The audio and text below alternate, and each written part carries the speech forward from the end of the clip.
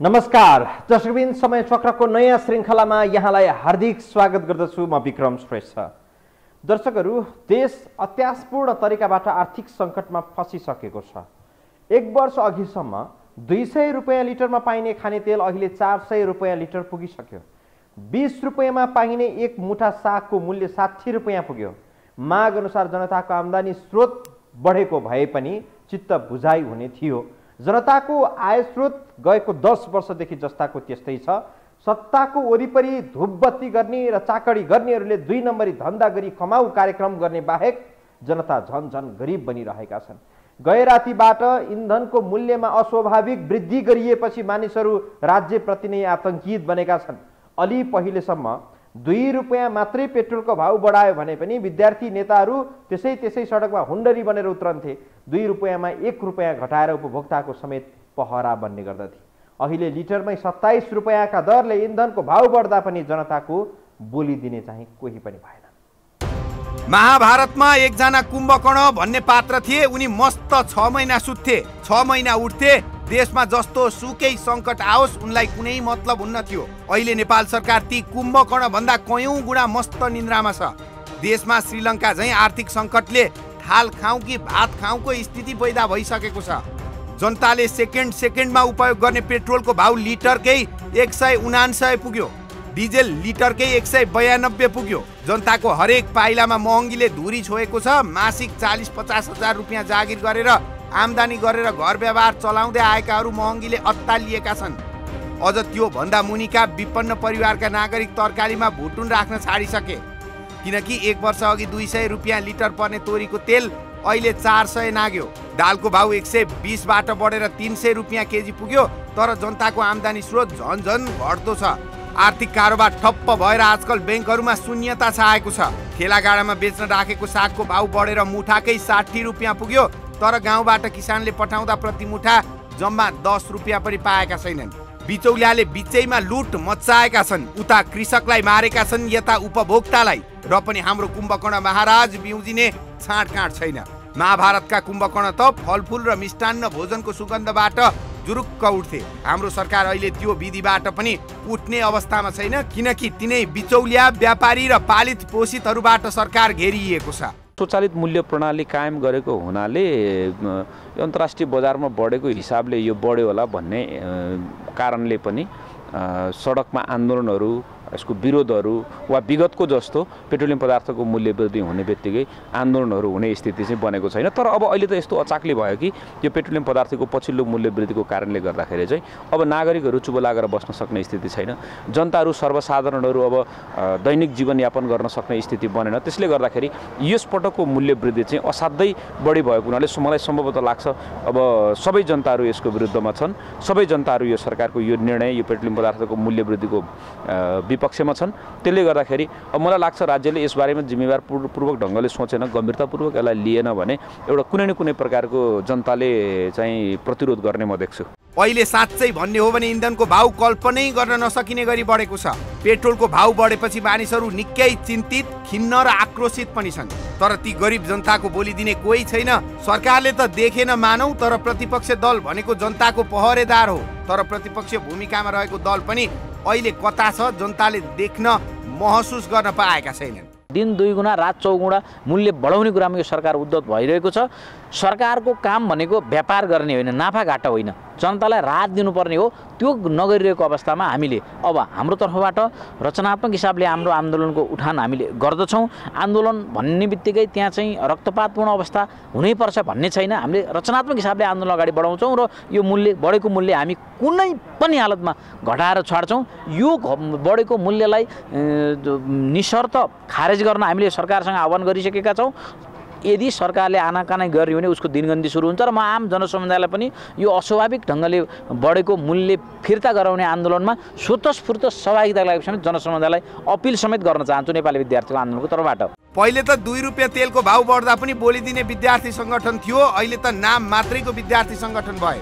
मातृ पार्टीको भुइँसोरी नमस्कार गर्ने बाहेक यी सङ्गठनहरूको कुनै भूमिका देखिएन। नेताको जय जयकार गरेर टीका लगाएर सङ्गठनको पद ओगट्नेहरूबाट खासै धेरै जनताको हितमा बोल्ने अपेक्षा राख्नु पनि बेकार बनिसकेको छ। जनताको चपेटामा मनोरञ्जन देख्ने युवा पङ्क्तिबाट भविष्यमा राजनीति कस्तो होला भन्ने अहिले सहजै अनुमान लगाउन सकिन्छ। 1 लिटर पेट्रोल खरिद गर्दा 179 रुपियाँ अहिले बढाएको छ।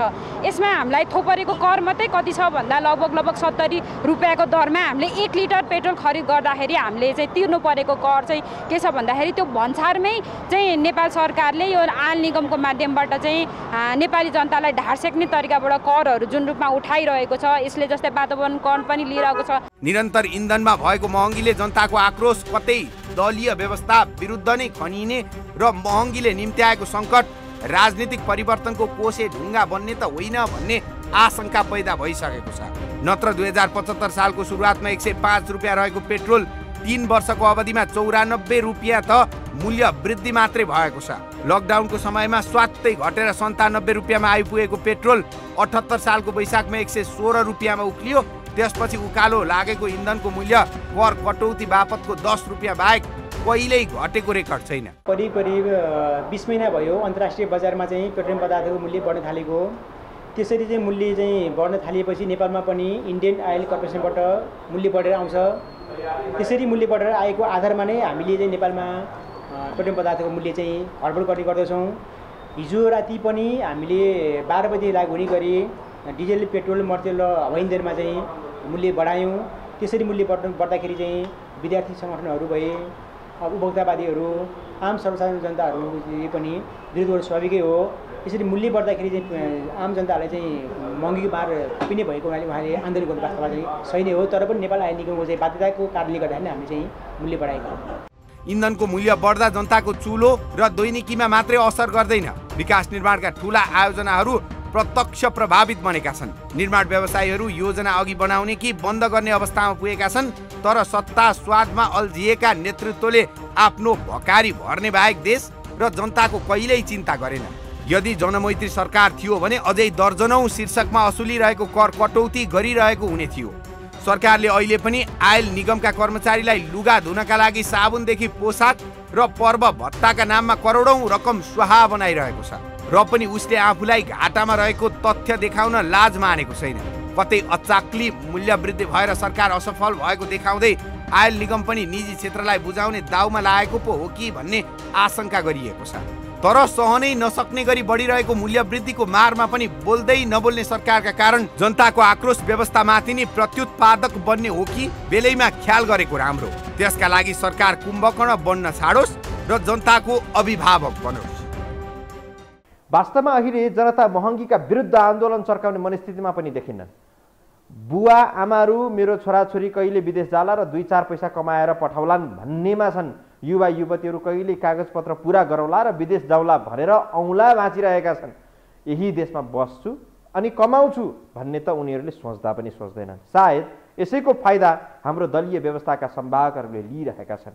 जति महँगी बढाए पनि हुन्छ, जे गरे पनि हुन्छ, आखिर डाडु पन्यु हाम्रै त हो भन्ने भ्रममा छन्। तर देशलाई श्रीलङ्का बन्न दिनबाट रोक्न एकपटक महँगी विरुद्ध आन्दोलनको ज्वारबाट ल्याउन ढिला भइसकेको छ।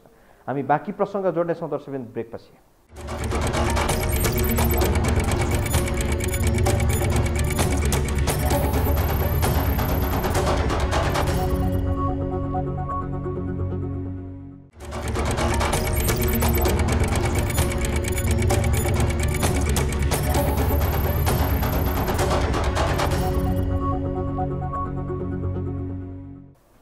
हामी निकट भविष्यमै हेर्दै श्रीलङ्काको जस्तै महाआर्थिक विपत्तिमा फस्दैछौँ भन्ने सङ्केतहरू प्रचुर रूपमा देखिएका छन्। तर पनि राज्यका जिम्मेवार निकायहरूलाई एक रौँ जतिको पनि चिन्ता देखिएको छैन। पेट्रोलियम पदार्थको भाउ बढेपछि लाग्ने स्वाभाविक मूल्य त बढ्ने नै भयो। त्यही मौका छोपेर फेरि बिचौलियाहरूले हरेक उपभोग्य वस्तुमा आकाशिएको मूल्य वृद्धि गर्नेछन्। महँगीको चपेटासँगै सरकारले सरकारी कर्मचारीहरूको तलब सुविधा पनि 15% वृद्धि गरिसकेको छ। बजेट घोषणापछि बजारमा महँगीको नयाँ रेकर्ड बनिसकेको छ। त्यसमाथि इन्धनमा भएको पुनः मूल्य वृद्धिले देश थप महँगीको चपेटा र अप्ठ्यारोको गहिराईमा फस्दैछ। नेपाल आयल निगमले जनताको सातो जाने गरी एकैपटक पेट्रोलियम पदार्थको मूल्य वृद्धि गरेको छ। मध्यरातमा चिर निन्द्रामा रहेका नेपाली जनतालाई ऐठन हुने गरी लिटरमै 21 देखि 27 रुपैयाँसम्म मूल्य वृद्धि गरेको आयल निगमलाई यतिले पनि चित्त बुझेको छैन। फेरि पनि पेट्रोलियम पदार्थको मूल्य वृद्धि हुने पक्का छ। नेपाली इतिहासमा पहिलो पटक लिटरमै 27 रुपैयाँसम्म मूल्य वृद्धि गरेको निगम अहिले पनि घाटामा छौँ भन्छ। पटक पटक मूल्य वृद्धि हुँदा पनि निरन्तर घाटामा रहेको हिसाब देखाउने निगमले घाटा खेप्न नसकेको बहानामा फेरि पनि मूल्य वृद्धि गर्नेमा दुईमत छैन। जनताको महँगीमा रमाउन पल्किएको निगममा सरकारले समस्या समाधान गर्न त परको कुरा, यसअघि उल्टै हप्तामा 2 दिन सार्वजनिक बिदा दिने घोषणा गरेर रमिता नै देखायो। देश हाँक्ने ठेक्का लिएका यस्ता ठेकेदारहरूका कारण आज सर्वसाधारण जनताको भान्सा महँगिएको मात्रै छैन, चुलो नबल्ने अवस्थामा पनि पुगेको छ। पेट्रोलियम पदार्थको मूल्य निरन्तर बढिरहनुको पछाडि कारण के छ त? पटक पटक नेपाली जनताको ढाड सेक्ने गरी मूल्य वृद्धि भइराखेको स्थिति छ। आजभन्दा झन्डै 1 वर्ष अगाडि पेट्रोलको मूल्य 103 रुपियाँ थियो, तर आज तपाईँको 179 रुपियाँ पुगेको छ। र त्यसै गरी डिजल र मट्टीतेलको मूल्य 88 रुपियाँ थियो, 1 वर्ष पनि नबित्दै 104 रुपियाँ प्रति लिटरले तपाईँ चाहिँ मूल्य वृद्धि भएको छ। कर त्यत्तिकै लगाइएको छ, झन्डै तपाईँको करको मात्रै हेऱ्यो भनेदेखि चाहिँ तपाईँको मान्छेलाई काले लाग्दो छ। झन्डै आज 80 रुपियाँको हाराहारीमा त कर नै पुऱ्याइसकेको छ यो सरकारले। यो सरकारलाई कुनै चिन्ता चासोहरू केही पनि छैन हो। त्यसले गर्दाखेरि नेपाली जनताको सङ्घर्ष, नेपाली जनताको विद्रोह, नेपाली जनताको आन्दोलन जरुरी छ भन्ने कुरो त पुष्टि हुन्छ। आयल निगमले रुस युक्रेन युद्धका कारण सिर्जना भएको ऊर्जा सङ्कटका कारण अन्तर्राष्ट्रिय बजारमा मूल्य बढेको र सोही अनुसार इन्डियन आयल कर्पोरेसनबाट मूल्य वृद्धि भई आएको हुँदा सोही अनुरूप घाटा पूर्ति गर्न नेपालमा पनि पेट्रोलियम पदार्थको मूल्य वृद्धि गरेको उल्लेख गरेको छ। गएको जेठ 26 गते पेट्रोलियम पदार्थको मूल्य वृद्धि गरेको सरकारले त्यसको 10 दिन बित्न नपाउँदै आइतबार पुनः भाउ बढायो। पेट्रोलको लिटरमै 21 रुपियाँ बढाएर 178 रुपियाँबाट 179 रुपियाँ पुर्याएको निगमलाई अहिले पनि प्रति लिटर 13 रुपियाँ 58 पैसा घाटा छ।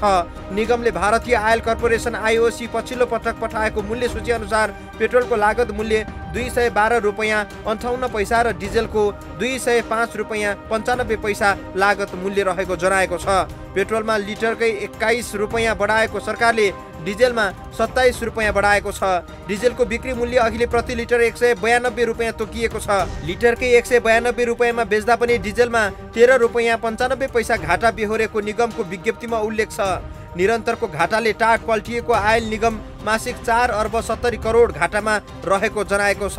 असार मसान्तसम्ममा कुल नोक्सानी 50 देखि 55 अर्बको हाराहारीमा हुने अनुमान छ। निगमले अहिले एलपी ग्यासमा मात्रै मासिक 2 अर्ब 28 करोड रुपियाँ घाटा रहेको जनाएको छ। लागत मूल्य 2551 रुपियाँ 15 पैसा रहेको निगमले ग्यास प्रति सिलिन्डर 1800 मा बिक्री गरिरहेको छ। यो दर हेर्दा ग्यासको मूल्य बढ्ने पनि लगभग निश्चित छ। सधैँ रुस युक्रेन युद्धको बहानामा पेट्रोलियम पदार्थको मूल्य वृद्धि गर्ने सरकारले कुन शीर्षकमा कति लागत बढ्यो र मूल्य वृद्धि गर्नुपर्ने कारण के हो भन्ने कुरा जनतालाई देखाइरहेको छैन। पेट्रोलियम पदार्थ बढ्नको मुख्य कारण के हो? कारण चाहियो हामीलाई, हामी नेपालका प्रत्येक जनतालाई कारण चाहियो। जस्तो हामीले अहिले 8 वटा बुदामा पेट्रोलियम पदार्थका 8 वटा बुदामा हामीले बुदागत रूपमा मागेका छौँ। आज पेट्रोलियम पदार्थको मूल्य वृद्धि अन्तर्राष्ट्रिय बजारमा बढेर नेपालमा बढेको होइन। कच्चा पदार्थको मूल्य कति छ आज? भारत र नेपालसँग पेट्रोलियम पदार्थको मूल्य वृद्धिलाई कम्पेयर गरेर हुँदैन। किन हुँदैन भने भारतमा पेट्रोलियम पदार्थ प्राइभेट कम्पनीले बेच्ने गर्दछन्। मध्यरातमा सूचना जारी गरेर जनता आतंकित पार्ने अनि यति बढ्यो भनेर सुनाइदिएपछि जनताले त्यो मानिदिनु पर्ने? पेट्रोल पदार्थ हाम्रो उत्पादन होइन, आखिर बाहिरको बजारमा जे रेट छ किनेर ल्याउने हो र सक्दो अवश्य पनि त्यो रेटमा हामी कन्सेसन गर्न सक्दैनौँ। तर हामीले सक्ने के हो त भन्दाखेरि सरकारले लगाएको ट्याक्सलाई सकेसम्म कम गरेर उपभोक्तालाई सहुलियत दिने कुरा हो। हामी त्यसका निमित्त प्रयत्न गरिरहेका छौँ, यहाँहरूलाई जानकारी छ। आयल निगमले पेट्रोलियम आयात गरे बापत सरकारलाई तिर्नुपर्ने भन्सार लगायत महसुलहरू आफ्नो प्रशासनिक खर्च, ढुवानी खर्च र डिलर कमिसन समेत जोडेर उपभोक्ता मूल्य तिर्ने गर्दछ। यसरी हामीले किन्ने पेट्रोल, डिजेल, मट्टीतेल र खाना पकाउने एलपी ग्यासको मूल्य निर्धारण हुन्छ। तर विभिन्न शीर्षक राखेर जनतासँग सरकारले यसरी रकम असुलिरहेको छ। 1 लिटर पेट्रोलमा खुद पर्ने मूल्य बाहेक कुन शीर्षकमा सरकारले कति कर असुल्दो रहेछ हेरौँ है त। भन्सार शुल्क 25 रुपियाँ 23 पैसा, पूर्वाधार विकास शुल्क 10 रुपियाँ, सडक सम्भार शुल्क 4 रुपियाँ, वातावरण शुल्क 1 रुपियाँ 50 पैसा, मूल्य अभिवृद्धि कर 17 रुपियाँ 83 पैसा, मूल्य स्थिरीकरणको शुल्क 1 रुपियाँ 55 पैसा। सरकारले विभिन्न शीर्षकमा कर बापत यतिका धेरै पैसा असुलिसकेपछि पनि यसबाहेक निगमले थप के शीर्षकमा असुल्ने गरेको छ त? ढुवानी खर्चमा 5 रुपैयाँ 60 पैसा, बिमा शुल्क खर्चमा 7 पैसा, कमिसन खर्च 5 रुपैयाँ 76 पैसा, प्राविधिक नोक्सानी 1 रुपैयाँ 30 पैसा, निगमको प्रशासनिक खर्च 60 पैसा। यसरी कर र कमिसनमा मात्रै एकजना नेपालीलाई पेट्रोलमा प्रति लिटर सरकार र नेपाल आयल निगमलाई 74 रुपैयाँ 11 पैसा बुझाउन बाध्य बनाइएको छ। यो सरासर जनता मार्ने काम भएको छ। सरकारले नै जनताको ढाड सेकेर पेट्रोलियम पदार्थमा लुट मच्चाइरहेको छ। अहिले राम्रै जागिरी जीवन गरेर महिनामा 25-30 हजार कमाउने र गुजारा चलाउनेहरू महँगीको आहालमा यसरी डुब्दैछन् कि आफ्नो महिनाको पारिश्रमिकबाट 15 दिनको खर्च धान्न पनि काठमाडौँमा मुस्किल पर्दैछ। यति नालायक नेतृत्व राज्यले खेपिरहेको छ।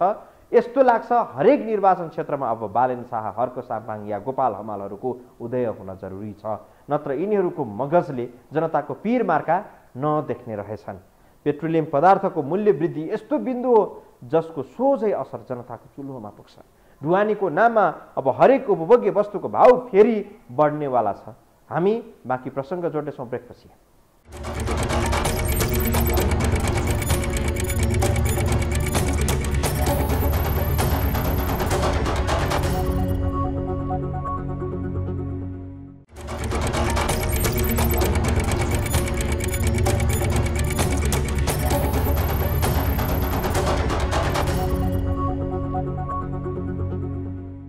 नेपाल आयल निगमको सुन्नै दिक्क लाग्ने तर सुनिरहनुपर्ने पीडा के हो भने हामी सधैँ घाटामा छौँ। अहिले पनि उसले भन्ने गर्छ हामी मासिक झन्डै 7 अर्ब रुपैयाँ घाटामा छौँ। यो सत्य पनि हो कि आयल निगम घाटामा छ, तर कसरी भने जनताबाट चर्को रूपमा तेलको मूल्य लिने तर राज्यको विभिन्न शीर्षकमा दाखिला गर्ने करको रूपमा। देश पुरै आर्थिक सङ्कटमा गुज्रिन लागेको बेला निरन्तर पेट्रोलियम पदार्थको मूल्य वृद्धि गर्ने, जनता मरे मरुन् भन्ने अभिप्रायले राज्य सञ्चालकहरू होमिएको देखिन्छ। निरन्तर बढिरहेको पेट्रोलको भाउ घटाउने थुप्रै उपायहरू छन्, ठाउँ ठाउँबाट सुझाइएका पनि छन्, तर जिम्मेवार निकायहरूले त्यसतर्फ ध्यान। हप्तै पछि पेट्रोलियम पदार्थको मूल्य वृद्धि गरेर जनताको ढाड सेकाइरहेको सरकार जनता सामु किन यति निरीह बन्दैछ? घडीको सुईको चालमा पाइलै पछि महँगी बढाएर तमासा हेरिरहेको देवा सरकार अच्चकाली मूल्य वृद्धि हुँदा पनि किन बोल्दैन? व्यापारी र माफियाहरूबाट पोसिएका शासकहरूलाई सायद जनताभन्दा सीमित व्यक्ति नै प्यारा छन्, जसका कारण जनताको चुलो निम्न लाग्दा मजाले रमिते बनेका छन्। यसले त जनता यति शास्ति भोग्नु परेको छ, गरी खाने वर्गको चाहिँ एकदमै दुःखमा छन्। यो जति पेट्रोलियम पदार्थमा मूल्य वृद्धि गराउँछ त्यति सबै चिजवस्तुमा मूल्य वृद्धि हुन्छ। त्यसले गर्दा जनता जहिले पनि मारमा पर्छ। र यो सरकारले प्रत्येक महिना भाले मूल्य वृद्धि गरिराखेको छ, जुन भाले मूल्य वृद्धिले गर्दाखेरि जनता अहिले एकदमै मारको चपेटामा परिराखेको छ। यसलाई चाहिँ जुनसुकै हालतमा पनि न्यूनीकरण गर्नुपर्छ। के कति कारणले गरिएको हो यसको जवाफ हामीलाई चाहियो। पेट्रोलियम पदार्थको मूल्य वृद्धिका विषयमा धेरैले आशंका गरेका छन्। कतिले त विद्युतीय गाडी भित्राएर पेट्रोलियम गाडी विस्थापित गर्नको लागि पनि एकैपटक 27 रुपियाँसम्म मूल्य वृद्धि गरिएको आशंका गरेका छन्। भर्खरै प्रधानमन्त्री तथा काङ्ग्रेस सभापति शेरबहादुर देउवा निकट मानिने उद्योगी तथा सांसद विनोद चौधरीले विद्युतीय गाडी नेपाल भित्राएका छन्। चौधरी ग्रुपले सस्तोमा विद्युतीय गाडी नेपाल भित्राएर महँगोमा बेचेको भन्दै यति बेला चौतर्फी विरोध भइरहेको छ। चौधरीले विद्युतीय गाडी भित्राएसँगै आफ्नै रेकर्ड तोडिने गरेर इतिहास रच्दै नेपाल आयल निगमले पेट्रोलियम पदार्थको मूल्य वृद्धि गरेपछि धेरैले यस्तो आशंका गरेका हुन्। विगतमा पनि पेट्रोलियम पदार्थको मूल्य वृद्धि नभएको होइन, तर चौधरीले विद्युतीय गाडी भित्राएर महँगोमा बेचेको आरोप खेपिरहेका बेला एकैपटक पेट्रोल र डिजेलमा लिटरमै 21 र 27 रुपियाँ मूल्य वृद्धि भएपछि बाघ कराउनु र बाख्रा हराउनु भने जस्तै संवेग मात्रै पनि हुन सक्छ। सरकारले गत बजेटमा ल्याएको विद्युतीय सवारी साधनको बारेको नीतिमा मेरो पूर्ण असहमति छ। म त्यसको चाहिँ भत्सना पनि गर्न म चाहन्छु, त्यसलाई म सच्याउन आग्रह गर्न चाहन्छु। हामीले विद्युतीय सामग्रीहरूलाई आफैले उत्पादन गर्न सकिन्न भने अहिले सुलभ मूल्यमा चाहिँ भित्र्याउने र विद्युतीय सामग्रीहरूलाई प्रोत्साहन गर्ने कुरामा राज्यको नीति हुनुपर्दछ। अहिले कुनै पनि अब व्यापारीसँग जोडिने कुरा, कमिसनसँग जोडिने कुरा, अरू कुरा त झन् अक्षम्य गल्ती भइहाल्यो। चौधरीले विद्युतीय गाडी भित्राउनु र पेट्रोलको मूल्य वृद्धि हुनु बीचमा साइनो छ कि छैन त्यो त खोजीकै विषय छ। तर बाटो चालका महाराजा नै मानिने विनोद चौधरीले देवाको किचन क्याबिनेट सम्हालेका बेला यो पनि भयो कि भनेर धेरैले आशंका गर्ने बाटो चाहिँ बनेको छ। यो मुलुकको राज्य सत्तामा आज पनि माफिया र बिचौलियाहरूको दबदबा छ। त्यही भएर पनि कतिपय कानुन आफ्नो ढङ्गले व्याख्या गर्छन्। आफ्नो प्रतिकूल भए कानुनै परिमार्जन गर्न सक्ने ल्याकत अहिले पनि माफियाहरूले राख्छन्, जसका कारण सानालाई ऐन र ठुलालाई चैन भन्ने युक्ति अहिले पनि सान्दर्भिक छ। गरिबी र महँगीले थिचिएर जनता रातोदिन निसासिरहँदा पनि यो सरकार मुखदर्शक छ। सायद देवा सरकारको आँखाले त्यो हेर्न भ्याएको छैन होला। हेरोस् पनि कसरी अनिकाल र महँगी देवाले कहिले खेप्नु परेको छ र त्यो कुरा थाहा हुन्छ। नभए महँगीले जनता चिच्याइरहँदा आँखा देख्ने भएर पनि सरकार किन अन्धो हुन्छ अनि कान सुन्ने भएर पनि किन बहिरो छ? जनताले यसको जवाफ खोजिरहेका छन्। यसरी राज्यले जनतालाई नमज्जासँग लुटिरहेको छ र हामी खुरुखुरु पसिनाको कमाई बुझाइरहेका छौँ। जनता राज्यबाट यति धेरै पङ्गु बनाइएका छन् कि न यो तथ्यलाई साँच्चीकै गम्भीर रूपमा लिएर जनता सडकमा उत्रिन सकेका छन्, न विपक्षी भनिएका दलहरूले जनताको पीडालाई बोलिदिने गरेका छन्। आफूलाई जनताको पहरेदार भन्ने तर जनताको मूल समस्याहरूमा कहिल्यै चुइक्क नबोल्ने नेतृत्व मुलुकले सधैँभरि पाइरह्यो। अब पनि यसै गरी जनताले महँगीको पीडा सहेर बसिरहने हो भने थाहा छैन मूल्य वृद्धि फेरि कहाँ पुग्ने हो र कहाँ पुगेर रोकिनेछ। त्यसैले महँगी विरुद्ध सरकारलाई सुदृढ आन्दोलनको पनि आवश्यकता भइसकेको छ। जनता सम्भवतः नेतृत्वको खोजी गरिरहेका छन्। अवस्था दर्शकवृन्द, आजलाई समय सकेर यति नै। बिदा दिनुहोस्। नमस्कार।